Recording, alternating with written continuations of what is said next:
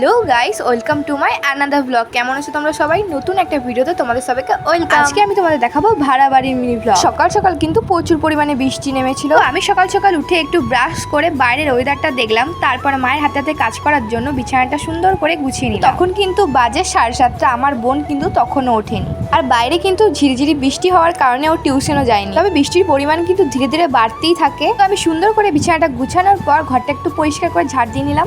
নতুন ঝাঁটাটা কিন্তু মা কালকেই নিয়ে এসেছে। নতুন ঝাঁটা দিয়ে ঝাড় দিতে কত সুন্দর লাগছিল আমার। ঝাড় দেওয়ার পর দেখলাম মা অনেক জামা কাপড় কেচেছে, আর বাইরে যেহেতু বৃষ্টি হচ্ছে তাই কোথায় মিলবো, তাই আর কি স্টির উপরে দড়ি টানানো ছিল ওগুলোতেই সুন্দর করে মিলে দিলাম। তো আমাদের এই বাড়িটাই কিন্তু দুটো রুম, তো এই বাড়িটা কিন্তু একতলা। আমার কিন্তু কাজগুলো সারতে সারতে বেজে যায় 8টা, তারপরেও কিন্তু বৃষ্টি থামে না। তো আমি কিন্তু ছাতা নিয়ে চলে গেলাম টিউশন। তখন কিন্তু আর ভিডিও ক্লিপ নেওয়া হয়নি। সে খেয়ে নিলাম একটা হাফ বয়েল ডিম, তারপর একদম লাঞ্চে ছিল ভাত, ডালের বড়া আর ডিমের ঝোল। তো এই ভাড়া বাড়ির মিনি ব্লগটা কেমন লাগলো কমেন্টে জানিও। So by.